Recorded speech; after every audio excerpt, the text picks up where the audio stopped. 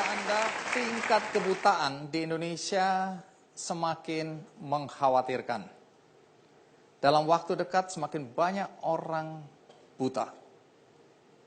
Ini bukan nakut-nakutin Anda, tapi ini adalah fakta.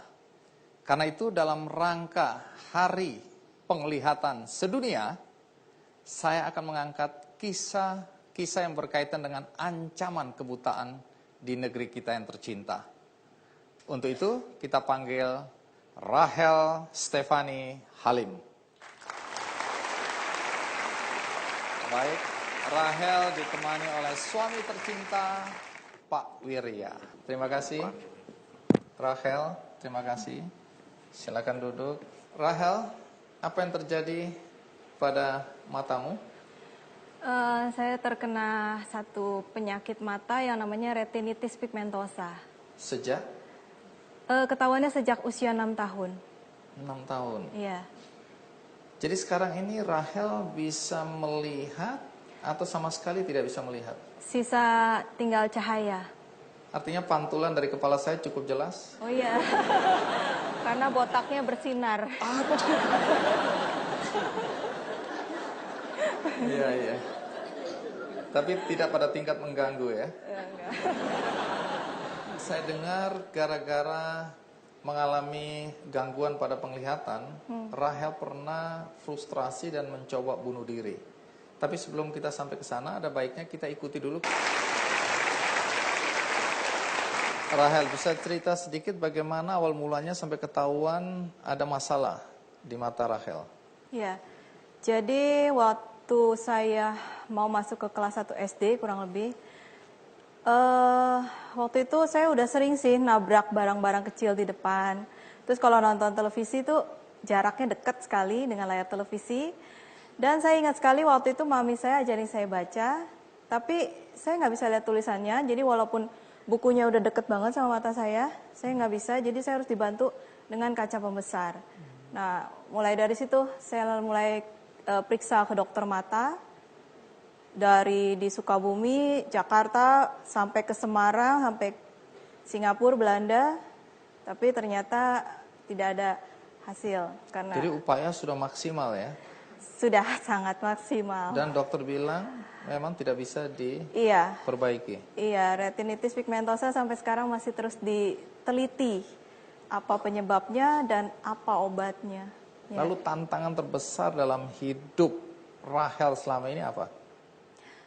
Meyakinkan orang kalau tunanetra pun bisa melakukan sesuatu. Karena dalam hidup saya banyak sekali menerima penolakan-penolakan. Dalam bentuknya apa itu? Contoh misalkan dari sejak masuk sekolah, itu pasti waktu daftar sekolah itu sekolah nggak dengan mudah menerima saya. Karena alasannya ya tunanetra punya sekolah sendiri. Tapi waktu ini di sekolah umum ini? Iya, saya dari TK, SD sampai kuliah sekolahnya umum. Tidak bisa.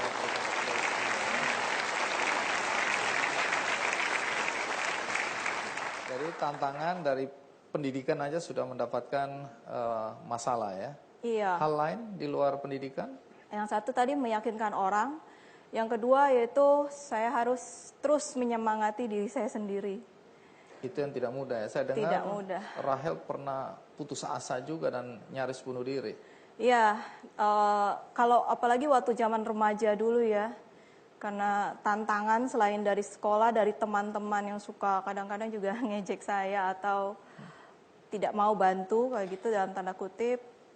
Seringkali saya frustasi kalau setiap pulang sekolah. Terus saya biasanya sih masuk kamar, nah di situ saya nangis. Saya marah sama Tuhan, saya protes, kenapa kok harus saya yang seperti ini?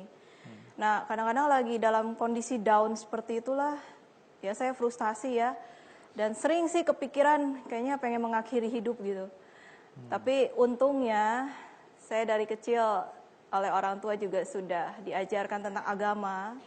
Nah, di situ kan suka dibilang kan, kalau bunuh diri nanti masuk neraka gitu. Jadi saya takut. Masih ada rasa takut juga lah ya. Iyalah. Kalau di neraka ketemu saya itu. Oh gitu. Setan botak dong.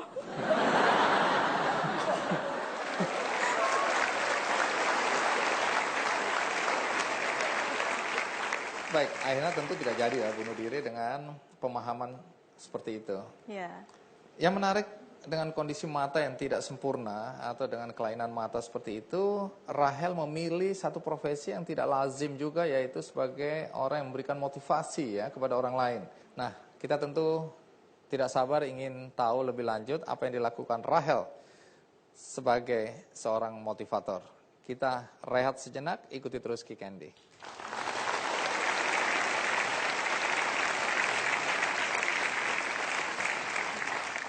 kamu malu nggak punya mama nggak bisa lihat? Enggak, tapi nggak lama dia ngomong, ada sih sedikit.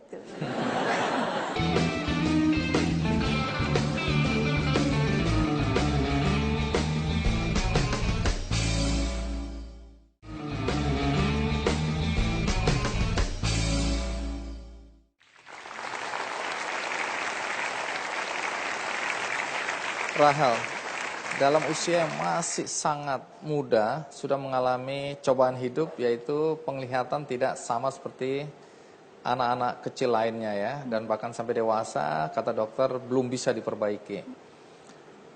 Soal pendidikan tadi, yang menarik, orang tua Rahel dan Rahel itu memilih sekolah umum. Ya. Kenapa tidak masuk di sekolah luar biasa? Ya, jadi waktu dokter menvonis kepada orang tua saya kalau anaknya akan jadi buta, waktu itu orang tua saya masih belum percaya, masih belum yakin, rasanya kok nggak mungkin lah anak saya kok tiba-tiba dari nggak apa-apa bisa jadi buta. Lalu dokter menyarankan udah daftarin aja ke SLBA. Tapi waktu itu papi saya khususnya dia nggak terima, jadi dia bilang nggak masukin aja tetap ke sekolah umum, sekolah swasta. Boleh itu. Awalnya sih sekolah nolak dengan alasan belum pernah pengalaman nerima murid tunanetra. Singkat cerita akhirnya saya diterima, tapi dengan satu syarat tidak ada perlakuan khusus buat saya. Jadi mau nggak mau saya harus berjuang sendiri. Dan kalau saya baca riwayat hidup Rahel itu setengah mati ya perjuangannya ya, karena harus maju ke papan tulis, Iya. mundur lagi nyatat, maju Iya. lagi. Tapi sehat itu saya lihat. Iya sih, olahraga terus. Olahraga terus. Bahkan menggunakan kaca pembesar dan diejek oleh teman-teman ya. Iya, karena kan saya kalau baca itu kan lambat dan sering salah-salah. Nah kalau udah sekali aja saya salah baca, itu satu kelas langsung ngetawain saya. Bagaimana kemudian Rahel bisa selesai kuliahnya? Ya, jadi saya terus berjuang, SD, SMP, SMA, lalu saya harus pindah dari kampung halaman saya Sukabumi ke Jakarta untuk meneruskan kuliah di Atmajaya. Nah di situ saya mulai deh jauh Ambil dari jurusan orang tua. apa? Bimbingan dan konseling. Padahal itu kan sebenarnya kebutuhan Rahel. Sekalian belajar, sekalian mengonselingi diri sendiri.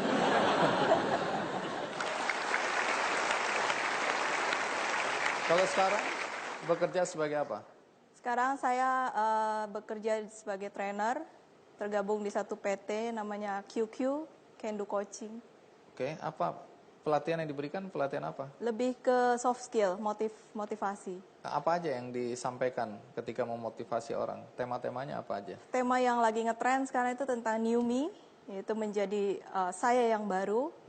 Di situ saya lebih ke habit, kebiasaan. Misalnya? Contoh, mengubah pola pikir, berpikir benar, berkata, dan bertindak benar. Walaupun dengan segala keterbatasan yang kita punya. Nah, tapi mempersiapkan materi. Kemudian kalau saya lihat tadi di video presentasi. Ya. Bagaimana seorang Rahel dengan penglihatan yang seperti ini bisa presentasi dan bagaimana persiapan materinya? Kalau untuk materi, kebetulan kan saya ada tim di kantor. Nah, saya biasa kalau misalnya untuk ngetik materi di PowerPoint saya bisa. Tapi kalau untuk desain, saya biasanya serahkan kepada ahlinya. Siapa itu? Ya, kebetulan beliau juga hadir di sini. Itu ada salah satu mentor saya juga, Bapak Markus Kristianto, yang paling ganteng pakai kursi roda. Baik, jadi ini mentor ya. Anda yang membantu mempersiapkan materi-materi yang akan ditampilkan atau Iya. dipresentasikan oleh Rahel. Iya. Ya, kita harus ucapkan terima kasih juga atas peran Anda ya. Wah, Iya, ini kombinasi yang menarik ini.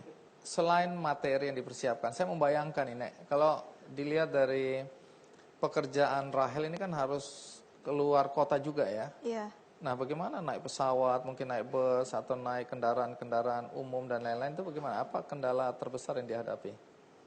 Kebetulan kalau untuk pergi training, saya kadang-kadang bareng tim, atau kalaupun saya harus pergi sendiri, biasanya suami mendampingi.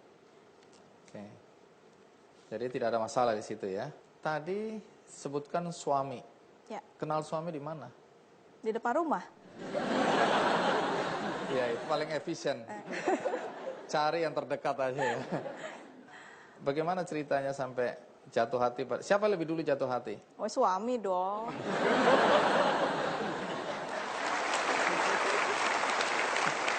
Baik, di sini ada maminya Rahel dan suami tercinta. Boleh berdiri? Iya. Kita berikan applause. Baik, terima kasih. Iya. Nah, kita tanya suami dulu ya. Kok berani-beranian Anda naksir Rahel waktu itu? Rachel ini memiliki sesuatu nilai hidup yang saya cari, Pak Andi. Oh, menarik ini. Apa yang Anda cari? Jadi kalau boleh cerita, awal itu kan saya ketemunya pas persis di depan pintu rumahnya. Jadi saya tergabung. Anda ngapain di situ? Jadi saya tergabung ke organisasi sosial. Tugasnya kami itu biasanya jadi teman sharing aja. Kebetulan waktu itu saya anggota baru dan saya dapat datanya, penugasannya ke seorang tunanetra. Awal saya kaget juga, waduh tunanetra nih. Jadi yang saya tahu adalah dari TV-TV. Kalau di TV kan penggambaran tunanetra sepertinya mengerikan. Dalam arti orangnya putus asa, marah terus. Pokoknya yang muram-muram. Tapi pas ketemu Rachel di depan pintu rumah, semua itu beda sekali. Saya lihat ini orang seperti bukan yang nggak punya penglihatan. Dia seperti udah terlepas, udah bisa nerima apa adanya. Tapi di situ saya masih menolak, dalam hati saya jaim nih pasti nih. Tapi kan kalau jaim kan katanya cuma sebentar, nanti kelihatan aslinya. Nah, sampai ada suatu saat itu yang membuat saya kayaknya ini yang saya cari. Apa Yaitu itu? Menarik waktu ke ini. rumahnya, saya lagi lihat dia lagi baca buku. Kalau kita baca buku sebagai orang normal, orang biasa, gampang sekali. Tapi buat seorang Rachel yang seorang tunanetra, baca buku itu perjuangannya luar biasa. Jadi cara baca dia buku adalah buku lembar demi lembar dia scan. Tapi masalahnya Rachel ini suka baca buku autobiografi. Dan autobiografi itu kan tebel-tebel. Jadi kalau dia scan, katakan udah di lembar ke 600, itu dia harus tekan sekali scannernya. Karena kalau nggak ditekan, tengahnya hitam. Hitam, nggak jadi teks, nggak terbaca, ulang lagi. Lalu apa yang membuat Anda kemudian melihat itu momentum penting dalam hidup Anda untuk kemudian jatuh hati pada Rahel? Saya di situ pertama saya malu sama diri saya sendiri. Betapa saya selama ini menjadi manusia yang paling nggak berterima kasih. Saya bisa baca buku dengan mudahnya. Kenapa? Saya punya alasan 1001 untuk nggak baca buku. Padahal itu untuk mengembangkan kemampuan diri. Nah, di sisi lain, ini yang membuat saya, yang saya cari, yaitu saya melihat Rachel determinasi dan keinginannya kuat sekali. Dan dia tangguh. Langsung hati Andi kelepek-kelepek. Langsung kelepek-kelepek. Ya. Lalu waktu Anda melamar atau menyatakan ingin melamar Rahel yang tanda kutip tunanetra, bagaimana reaksi keluarga? Reaksi keluarga sih dari papa mama saya sangat menerima. Hanya saya ada satu paman, dia sebelum saya menikah dia panggil saya, Wir, sini Wir. Dengar-dengar kamu mau nikah ya? Iya. Kamu tahu nggak calon kamu siapa? Tahu. Dia tunanetra kan? Iya betul. Kita bicara apa adanya. Kamu jangan tersinggung ya kata dia. Dia nggak bisa melihat. Jadi kita asumsikan kamu harus punya asisten rumah tangga. Itu biaya satu. Nanti kalau kamu punya anak, dia nggak bisa merawat anak. Itu biaya, berarti 2. Nanti anak kamu sekolah dan seterusnya apa kamu yakin? Karena sekarang biaya-biaya tambah mahal. Saya yang istri saya normal pun biayanya berat sekali. Kamu yakin? Coba pikir-pikir lagi deh, Wir. Saya katakan bahwa saya mendapatkan sesuatu yang saya inginkan dari seorang sosok Rachel, yaitu ketangguhan dia. Dia tahan banting. Jadi ya ke depan saya memang nggak bisa baca bagaimana perjalanan keluarga saya. Tapi karena saya tahu dan saya yakin Rachel punya sesuatu yang istimewa buat saya dan saya pegang itu, yaitu ketangguhan dia, saya yakin sih ke depannya semoga baik seperti itu. Dan terbukti. Baik. Kembali, terima kasih ya Pak Wirya. Kembali ke Rachel. Rachel, kan Rachel punya anak ya? Iya. Bagaimana menjelaskan kepada anak bahwa Rachel tidak seperti ibu-ibu yang lain? Ya, jadi dari kecil, kurang lebih usia 1 tahun pun sebenarnya papahnya udah ikut andil, dia udah sering kali ingetin anak saya, kalau kasih tahu mama barang, jangan lihat mama nggak bisa lihat. Jadi kamu ambil tangan mama, terus kamu tempelin ke barangnya. Waktu itu saya mikir, mana ngerti ya anak seumur gitu. Tapi ternyata pada suatu hari saya lagi main berdua sama anak saya, tiba-tiba dia bilang, mama ada butterfly. Dia ambil tangan saya dan dia tempelin ke butterfly-nya. Di situ saya, ternyata ngerti ya. Dan sampai terus itu proses ya. Sekarang anak saya udah usia 6 tahun, dia udah makin mengerti, bahkan dia suka nuntunin saya. Dan kalau misalnya ke papahnya, papa lihat aku cantik nggak? Tapi kalau ke saya dia langsung, mama pegang deh, aku cantik nggak? Gitu. Jadi udah tahu. Baik, tapi dia malu nggak punya ibu tunanetra? Ya, saya pernah nanya sih. Kan waktu itu saya lagi di mall, terus dia tiba-tiba datang, terus dia bilang, mama, orang itu nggak tahu ya kalau mama nggak bisa lihat. Enggak, makanya kamu yang kasih tahu. Oh iya. Terus dia lari-lari lagi, terus dia datang, saya tanya, kamu malu nggak punya mama nggak bisa lihat?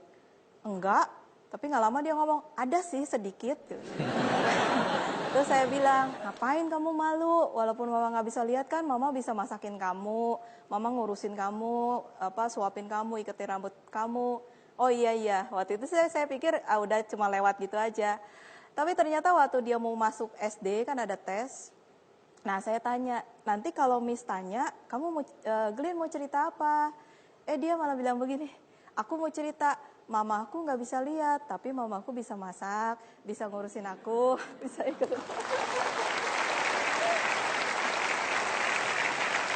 Masih banyak di antara kami atau penonton di rumah yang mungkin tidak mensyukuri bahwa kami ini diberi karunia mata yang tanda kutip normal sehingga bisa melihat, berbeda dengan yang dialami Rachel. Adakah pesan yang ingin Rachel sampaikan bagi kami-kami ini yang kebetulan sampai saat ini matanya masih normal, tapi belum atau tidak menyadari bahwa itu karunia yang luar biasa dari Tuhan? Ya, hargailah mata kita, karena walaupun kelihatannya cuma kecil, tapi ini merupakan aset yang sangat berharga sekali. Coba saya tanya, kira-kira kalau misalkan nih mata saya bisa didonor, ada nggak saya mau bayar sekitar 1 miliar atau 2 miliar deh, satu mata saja kasih ke saya? Mungkin ada nggak yang mau? Saya yakin semua pasti pada mikir 1000 kali, karena ternyata mata kita ini sangat berharga. Coba bayangkan kalau misalkan Anda kondisinya seperti saya, berarti perjuangan Anda minimal harus 2 kali lipat lebih keras untuk menjalani hidup ini. Jadi syukuri dan jagalah aset Anda itu, yaitu mata.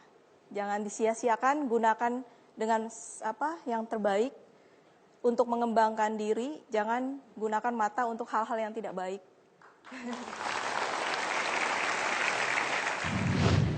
Kenapa sampai Anda mengoperasi orang hutan? Dalam pandangan orang biasa itu cuma binatang, hewan.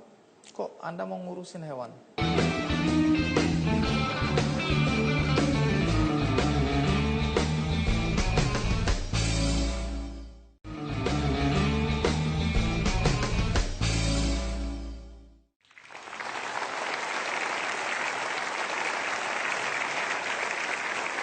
Banyak yang mengatakan dokter ini bodoh. Bahkan ada yang bilang ini dokter gila. Karena sebenarnya dia bisa dapat uang banyak kalau dia buka praktek komersial di kota. Tetapi yang dia lakukan adalah dia datang ke desa-desa ke pedalaman, bahkan menyusuri sungai berarus deras sampai 12 jam lamanya.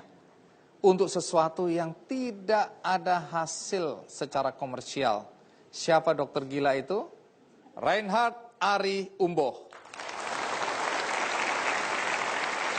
Dokter Ari, terima kasih datang jauh-jauh dari Samarinda. Silakan duduk. Pertama saya harus cross check dulu. Anda waras? Memang Ada yang bilang saya pahlawan kesiangan dan seperti itu. Ya hampir gila kali. Baik, apapun kondisi Anda, pertanyaan saya, Anda lahir di mana? Tompaso, tepatnya Minahasa, Di Sulawesi Utara. Ya? Sulawesi Utara. Umur Anda berapa sekarang, dokter? 61. Oke, pekerjaan Anda? Dokter mata. Dokter mata.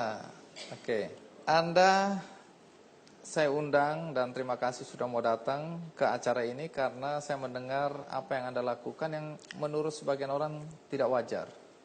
Ya, Anda lebih suka belusukan untuk membantu masyarakat operasi mata gratis. Padahal kalau Anda tinggal di Samarinda, praktek dokter secara komersial, uang akan lebih banyak Anda dapatkan. Kenapa Anda memilih berlelah-lelah, kemudian bersusah payah datang ke daerah-daerah yang sulit untuk dicapai?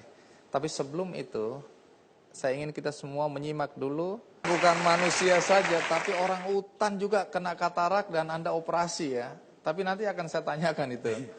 Ya, apa yang terjadi sebenarnya. Tapi sebelum itu, saya ingin tahu dulu, mengapa Anda tertarik untuk menjadi spesialis mata? Sebetulnya sih semuanya mengalir. Sesudah saya 8 tahun, 9 tahun sebagai dokter umum, ya untuk tingkat lanjutan biasanya kami akan ke dinas, ditarik ke dinas kesehatan. Saya pikir-pikir daripada saya menjadi orang kantoran, mending saya sekolah lagi untuk spesialis. Waktu itu kakak saya yang lebih dulu sudah menawarkan saya ke bedah, saya tidak mau. Ke kebidanan saya tidak mau. Ya pokoknya saya bilang kalau 4 besar saya tidak mau. Ya minta yang kecil, yang pak kecil aja. Tapi ternyata susah juga. Nah, maka jatuhlah ke mata. Tapi sebetulnya belum terbayangkan di benak saya waktu itu seperti inilah masalah mata. Mungkin kalau saya tahu begini mungkin saya tidak masuk mata. Anda bahkan belajar sampai di India ya. Belajar apa di sana? Belajar teknik operasi.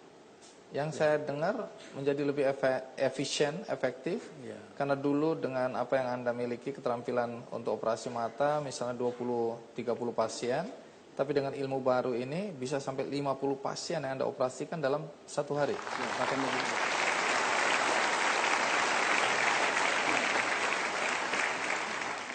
Tadi saya sudah sampaikan kepada penonton di studio maupun di rumah, Anda sebenarnya bisa dapat uang banyak kalau Anda tidak melakukan apa yang Anda lakukan di desa-desa, di pedalaman-pedalaman, menolong orang secara gratis. Kenapa Anda memilih untuk meninggalkan kemungkinan atau peluang dapat uang dengan praktek di kota, dan kemudian Anda ke pedalaman untuk membantu masyarakat dan gratis? Ya menurut saya hidup itu akan berarti ketika saya menjadi berguna untuk orang lain.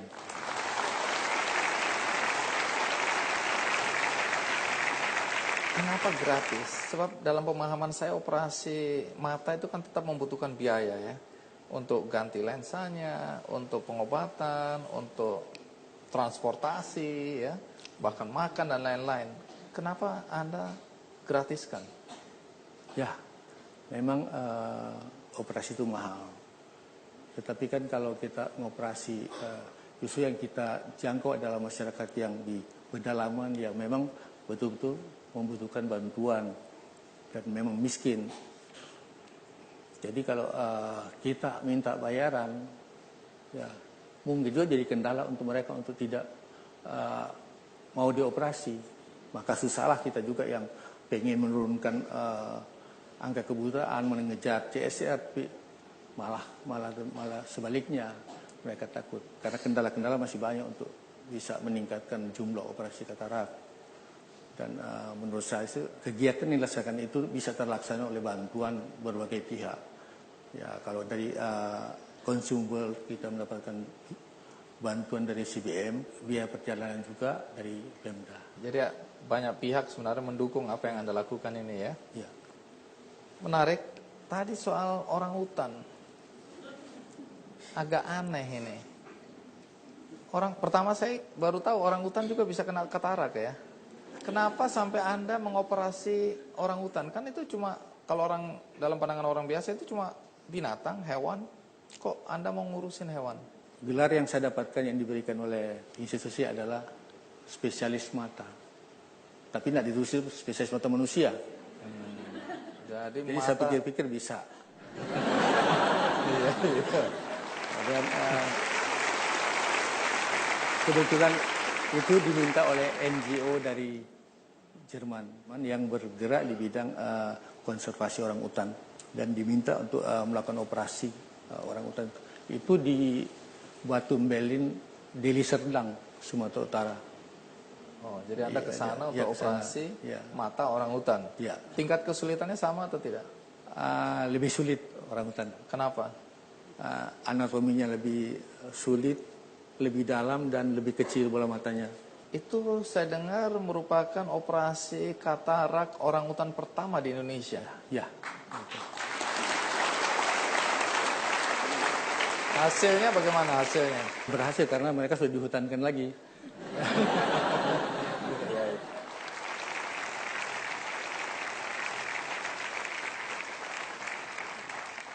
Jadi arusnya deras banget dan dia sering hantam-hantam balok. Saya bilang kalau saya tahu deras begini saya enggak mau saya naik.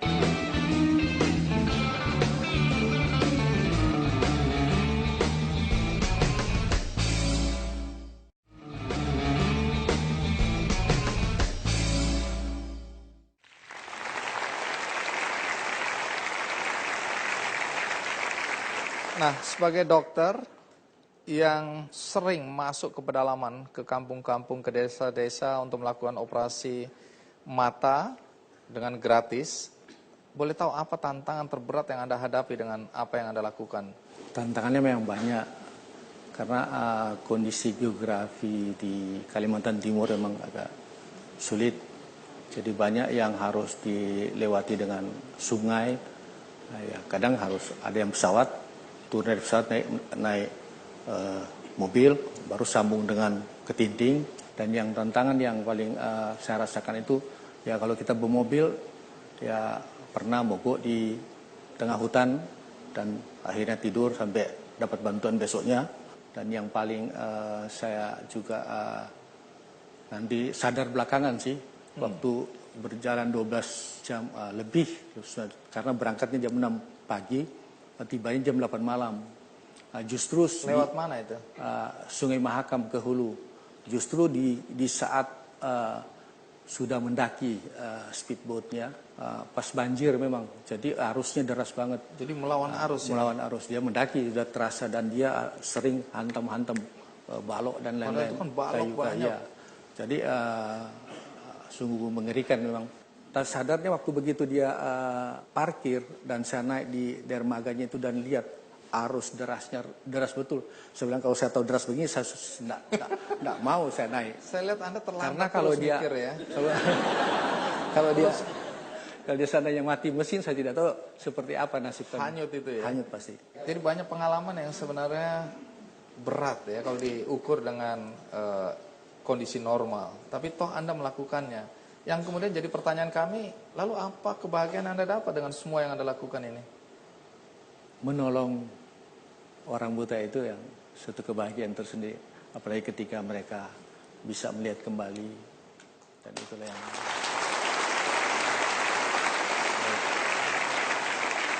Nah, saya membayangkan untuk operasi katarak kan dibutuhkan ruangan yang steril. Ya, tempat yang bersih. Nah, kalau di desa-desa, di kampung-kampung dengan kondisi yang seadanya, bagaimana cara Anda mengoperasi ya?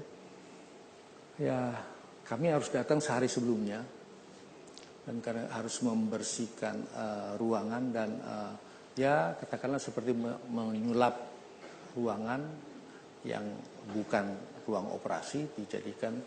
Misalnya ruangan apa itu? Pernah saya di ruangan kantor camat.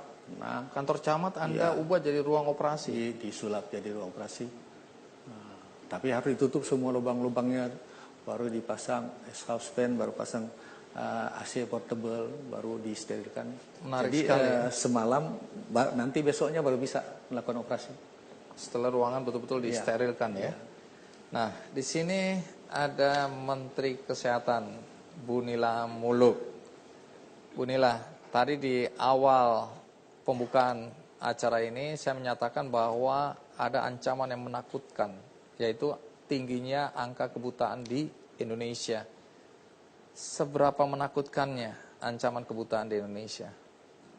Iya, tadi kan saya katakan angka menunjukkan di atas 1%, 2,4% diketemukan pada waktu assessment di Sulawesi Selatan, Jawa Barat, dan NTB yang kami coba lakukan. Dan betul apa yang dikatakan Dr. Ari Umbo, mereka itu untuk mendapatkan akses kepada pelayanan kesehatan itu sulit sekali. Karena itu kami dari Perhimpunan Dokter Mata Indonesia sejak tahun 1974, saya agak lupa tahunnya, 76 kalau nggak salah, kami mencoba untuk kami yang proaktif untuk mendatangi masyarakat. Dan jadi artinya seperti Dr. Ari tadi katakan, kita semua pergi ke daerah untuk dikumpulkan masyarakat dan kita lakukan tindakan operasi, terutama katarak. Tetapi apa yang dikatakan Dr. Ari Umbo tentu betul, bahwa kita memerlukan tentunya biaya perjalanan. Tentu saya tidak bisa mengirim anggota dengan tanpa uang, tanpa transport, dan tentu bagaimana akomodasinya, bahan-bahan yang dipakai, mengangkut barang-barang seperti mikroskop, karena kita memerlukan mikroskop dan alat-alat yang lain. Karena itu kami tadi mengatakan kita harus bekerja sama dengan tentunya donatur-donatur yang bisa memberikan bantuan tersebut. Kami tidak mikir lagi uang transport, kami tidak mikir lagi alat habis pakai, hanya sekarang adalah kemauan dari dokter mata untuk pergi ke daerah-daerah membantu masyarakat. Inilah yang barangkali yang kita lakukan. Iya. Tapi kenapa sih kok saya merasa banyak orang menganggap masalah atau ancaman kebutaan ini tidak menakutkan? Jadi orang merasa bahwa ini kan tidak menyebabkan kematian. Untuk apa menjadi prioritas? Pendapat Anda apa? Inilah yang kami yakinkan. Pada waktu itu saya minta maaf, saya kan belum di Kementerian Kesehatan. Kami dari Perdami berjuang untuk meyakinkan Kementerian Kesehatan, minta maaf saya, kalau kematian meninggal tidak ada lagi biaya sesudah itu. Tetapi kalau orang yang tidak melihat, ini harus didampingi. Pertama, mereka tidak bekerja. Kedua, mesti ada pendamping. Ini kos yang harus dikeluarkan oleh negara sebenarnya. Jadi inilah yang kami sangat menekankan sekali, bahwa kebutaan ini sebenarnya suatu hal yang patut diberikan perhatian. Jadi saya kira kalau kita lihat dari jadi secara ekonomi kesehatan, menurut angka kebutaan itu sangat merugikan kepada negara. Merosotnya tingkat produktivitas. Sangat, dan harus ada pendamping yang besar. juga tidak bisa bekerja sepenuhnya. Tadi Anda baru saja meresmikan Komite Mata Nasional. Apa sebenarnya harapan Anda terhadap komite ini dan mengapa Anda ingin membentuk Komite Mata Nasional ini? Ya, tadi saya katakan kita harus harmonisasi dan sinergi. Dan dengan adanya tokoh yang kami minta, jadi Pak Andi Noya saya anggap tokoh Pak. Kami mengharapkan tentu menarik semua ini agar kita bisa bekerja sama. Memang sungguh berat Indonesia ini. Indonesia ini jangan dikatakan kota Jakarta atau Pulau Jawa. Saya pernah ke Papua, di mana seorang dokter mata juga melakukan operasi, dan operasi kataraknya itu sudah tidak putih lagi, sudah hitam, betul-betul hitam. Dan pada waktu diangkat, mereka pasti bisa langsung melihat waktu dibuka matanya. Dan ibu mama ini sampai berteriak-teriak, saya minta maaf, seperti ya binatang di monyet di hutan ya, saking senangnya dia teriak wakakak gitu, karena dia sudah bisa melihat gitu, karena selama ini dia tidak melihat. Karena itu kami sering sekali pernah juga di Ambon kita bawa dan donatur, dan saya katakan jangan terima kasih kepada kami, tapi terima kasih kepada donatur. Karena mama tersebut sampai menangis karena bisa sudah melihat lagi apa yang dihadapannya. Jadi saya kira betul yang kata Dr. Ari, sentuhan-sentuhan inilah yang barangkali membawa kita harus bersama-sama, mari kita selesaikan kesehatan di Indonesia ini Saya rasa tidak mudah dengan geografis kita yang seperti ini. Baik. Terima kasih. Bu Nila, kembali ke Dr. Ari. Sampai kapan Anda akan melakukan kegiatan membantu orang-orang di pedalaman dalam konteks operasi mata? Sampai kapan Anda mau melakukannya? Sampai Tuhan menghendaki saya bisa melakukan operasi. Adakah cita-cita atau mimpi yang ingin Anda wujudkan berkaitan dengan membantu masyarakat dalam konteks menekan angka kebutaan? Ya, saya tetap punya impian untuk tetap meneruskan usaha ini. Karena memang saya sudah pensiun sebagai pegawai negeri, tetapi kebetulan tidak dipensiun sebagai dokter spesialis mata. Jadi saya masih punya peluang untuk melanjutkan kegiatan lewat yayasan dan lewat Perdami cabang. Semampu Anda. Sebisanya. Baik, terima kasih Dr. Ari Umbo sudah mau berbagi dengan kami. Dan tamu kita berikutnya adalah seseorang yang mengalami kebutaan akibat kecelakaan ketika dia berusia 17 tahun. Bagaimana dia bertarung untuk bangkit, bukan saja memotivasi dirinya sendiri, tapi ternyata dia mampu memotivasi orang lain. Bahkan menulis buku yang kemudian memberikan inspirasi bagi banyak orang. Siapa dia? Saya akan segera kembali.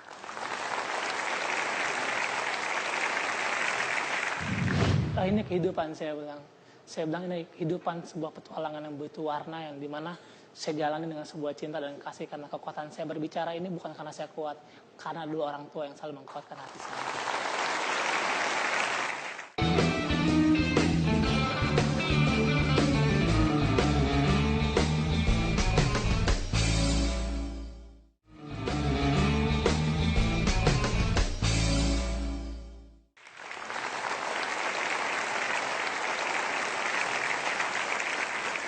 Pada usia 17 tahun dia mengalami kecelakaan yang mengakibatkan kebutaan. Bagaimana perjuangannya untuk bisa menerima kenyataan tidak bisa melihat lagi, dan bagaimana dia bangkit justru untuk memotivasi banyak orang. Mari kita sambut Desva Dendi Irawan. Iya, ditemani oleh ibunda tercinta. Terima kasih Ibu. Sama-sama. Umur berapa sekarang? Sekarang 26 tahun. 26 tahun.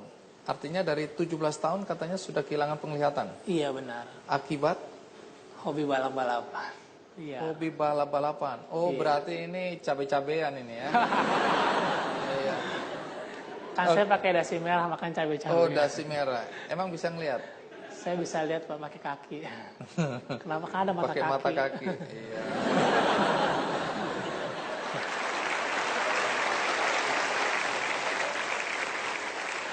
Apa yang terjadi sama mata Desva? Ya sebenarnya sekarang nggak bisa lihat Pak. Itu yang terjadi sekarang. Kenapa? Nah, diakibatkan karena faktor kecelakaan itu. Yang dimana di angka 17 tahun itu saya bilang kado terindah dari Tuhan. Kasih yang saya pikir selama ini adalah penyiksaan dalam hidup. Di mana orang bisa melihat, tiba-tiba tidak bisa melihat, tuh rasanya nikmat. Kenapa biasa ngeliat cewek cakep nggak bisa lihat Pak? Kalau orang botak bisa lihat nggak? Alhamdulillah nggak kelihatan Pak. Desva, bisa cerita apa yang terjadi sebenarnya pada Desva? Kecelakaan apa? Sepeda motor Pak. Jadi di masa-masa 17 tahun itu saya memiliki satu hobi balap-balapan liar. Yang dimana saat orang tertidur saya bangun dari tidur. Kenapa? Karena kan terkadang jam 2 malam. Dan akhirnya saya coba untuk balap-balapan seperti anak muda lainnya. Ya motor sudah benar-benar bagus dirombak-rombak biar kecepatannya lebih tinggi, dan akhirnya di pertengahan jalan hampir ke finish, dan akhirnya saya terjatuh di sana diakibatkan saling menyenggol antara motor satu yang lain kayak gitu. Waktu itu matanya normal. Oh iya, saya alhamdulillah lahir ke dunia mampu bisa melihat. Jadi ini betul-betul akibat kecelakaan. Ya benar, kecelakaan di situ. Baik. Nanti saya akan tanya lebih jauh apa kata dokter. Tapi sekarang pekerjaan Desva apa? Saya sebagai trainer dan motivator sekarang. Trainer, Dan motivator. Oke. Ya, daripada Anda penasaran, mari kita simak dulu. Ya, menurut dokter, mata Despa kenapa? Kata dokter, mata kena glaukoma. Saya dengar untuk pengobatan mata waktu itu orang tua berjuang keras ya agar mata Despa bisa sembuh. Iya, Dan benar. untuk itu seluruh harta bahkan dipertaruhkan. Iya, benar. Bagaimana ceritanya? Ya, saat itu saya di masa 16 tahun, pokoknya setiap ayah saya pulang kerja, ya berobat, mah berobat. Karena dalam pikiran saat itu saat orang sakit kalau berobat akan sembuh. Dan akhirnya saya nggak pernah berpikir tentang uang. Pokoknya apapun harus saya bilang sekarang berobat harus berobat. Saya nggak pernah menilai nominal yang berapa orang tua saya keluarkan saat itu. Dan akhirnya lama kelamaan ternyata satu persatu lah sampai proses pembangunan rumah saya, orang tua saya sampai terhenti. Dan akhirnya sampai mobil dan motor kesayangan saya jual. Disitulah saya lihat di mana saya pernah tidur di balik seng berempat sama adik saya. Saya alamin tuh sampai rumah mau dijual dan ngontrak. Ini kehidupan, saya bilang. Saya bilang ini kehidupan sebuah petualangan yang butuh warna yang dimana saya jalani dengan sebuah cinta dan kasih karena kekuatan saya berbicara ini bukan karena saya kuat, karena dua orang tua yang selalu menguatkan hati saya. Baik, kalau gitu boleh kedua orang tua berdiri. Ibu, bapak, silakan. Iya, ini kedua orang tua yang hebat itu. Ya, baik. Perjuangan orang tua untuk menyembuhkan mata Despa ini juga menunjukkan betapa mata itu sangat berharga ya. Iya, benar. Sehingga semua orang yang matanya sekarang dalam kondisi baik harus mensyukuri. Iya, benar. Karena orang seperti Despa harus berjuang bahkan sampai menghabiskan harta untuk bisa memulihkan ya. Jadi Iya, benar. ini juga membuat kita ingat kembali untuk mensyukuri kesehatan mata kita. Iya. Ini kan Despa pernah merasakan mata normal yang bisa melihat dan sekarang mata yang tidak bisa melihat lagi. Bagaimana Despa mengatasi persoalan yang muncul dari pernah melihat kemudian tidak bisa melihat? Ya, pertama ya, saya untuk menerima dan mensyukuri sebuah kehidupan yang harus saya jalani ini. Akhirnya saya bilang, ya Allah, biarkan saya tak bisa melihat, tapi jangan biarkan orang lain tak bisa melihat. Rasanya, dengan digebukin benjol rasanya besok sembuh dikompres pakai batu es. Itu saya bilang, yang orang bilang air mata darah, saya pikir cuma didongeng. Ternyata saya ngalamin air mata darah. Disebut air mata darah adalah air mata yang tak mampu keluar lagi karena nangisnya itu permasalahan itu sendiri. Dan akhirnya saya untuk bangkit dan alhamdulillah ya saya coba untuk bergabung dengan beberapa yayasan itu tentang tunanetra, apa sih tunanetra, gimana tunanetra, dan akhirnya banyak orang belajar braille, belajar komputer, belajar yang lain-lain. Saya bilang, ya Allah, kok saya di sini adanya gitu. Akhirnya saya di konseling, salah satu konseling di Yayasan Tunanetra di sana, saya di konseling dan akhirnya saya sering berkomunikasi dengan beliau, namanya Mas Adi, dan kata Mas Adi, hobi kamu apa, Des? Hobi saya belum tahu, Pak. Saya kayak, udah, kamunya apa? Saya pengen belajar tentang sebuah jiwa di situ. Apa sih jiwa itu? Dan akhirnya saya dikenalkan dari guru ke guru, dan akhirnya saya bergabung dengan sentuhan spiritual kuantum di sana. Saya belajar tentang dunia emotional healing, saya belajar tentang dunia kesehatan, tentang sebuah energi yang ditingkatkan dan mampu bisa membagikan cinta kita kepada orang lain.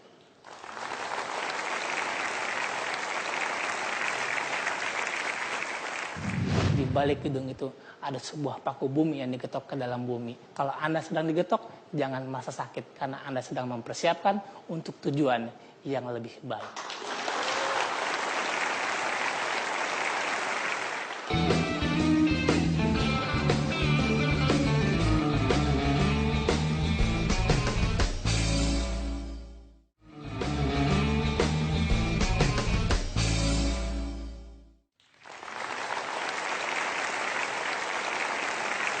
Despa, sebelum jadi trainer atau motivator, saya dengar dengan kondisi mata seperti ini, Despa sulit ya mencari pekerjaan.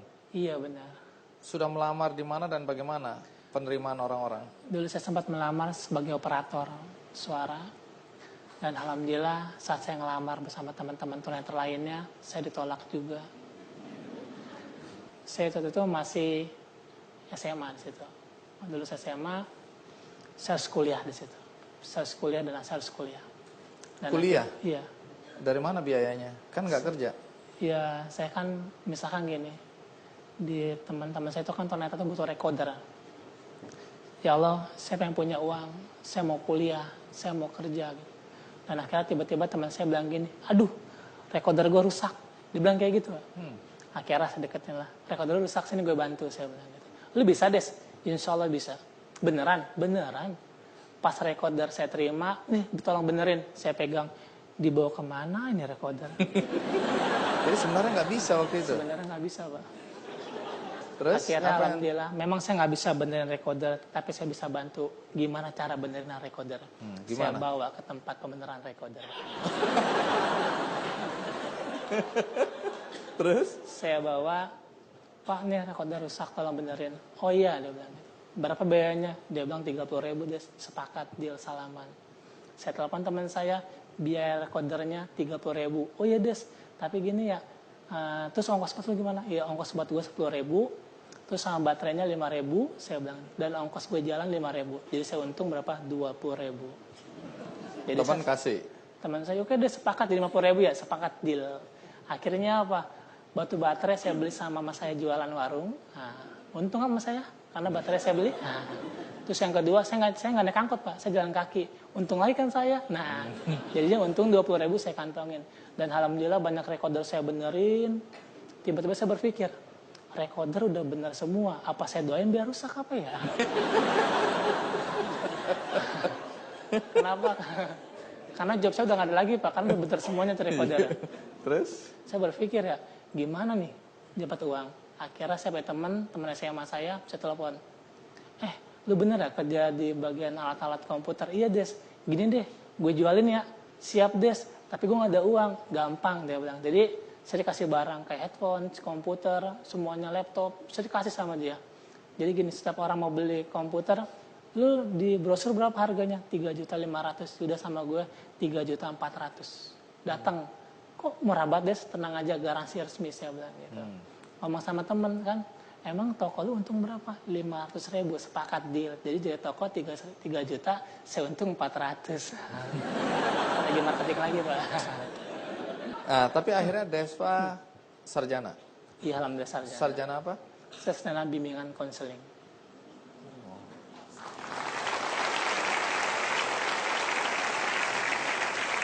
Nah, kemudian sekarang Desva trainer dan motivator. Apa yang disampaikan kepada apa istilahnya klien atau orang-orang? Iya, saya menyampaikan bahwa kehidupan ini adalah kita memiliki tujuan. Banyak orang yang hidup tapi nggak punya tujuan. Dari sinilah kita belajar tentang tujuan hidup yang sebenarnya, di balik kehidupan yang sebenarnya adalah tujuan yang mulia. Bermanfaat untuk banyak orang. Di sini saya belajar tentang kehidupan, gimana cara saya mencintai tentang hidup yang benar-benar hidup adalah di surga. Karena sesungguhnya kita hidup di sini untuk menuju ke surga bersama kita.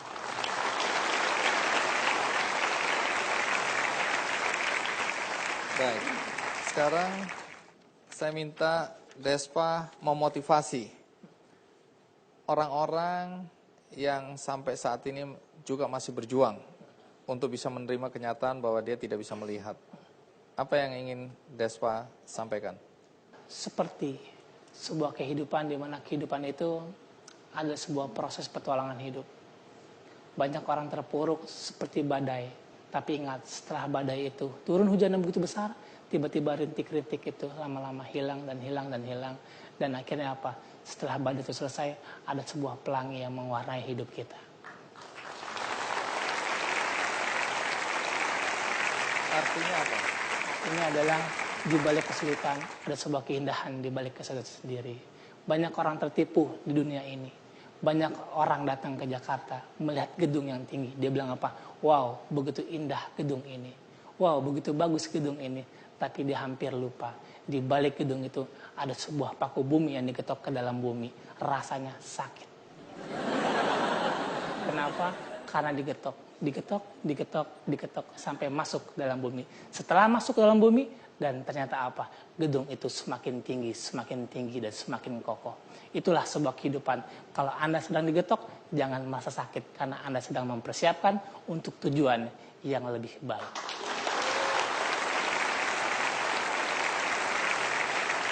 Baik, Despa. Di tangan saya ada buku karangan Despa Dendi Irawan. Iya. Judulnya Menjadi Cahaya dalam Kegelapan. Despa, sebenarnya apa yang ingin Anda sampaikan melalui buku ini? Sebenarnya saya memang nggak bisa melihat, tapi saya bikin sebuah buku untuk orang yang bisa melihat. Saya pengen buku ini bacalah, karena di balik ini ada sebuah kisah yang luar biasa. Kisah seorang anak muda yang mencari kehidupannya. Di masa-masa transisi sebuah kehidupannya, dia mencari jati dirinya. Dan akhirnya dia mengalami keterpurukan. Dan akhirnya apa? Dia menemukan kebahagiaan yang seutuhnya.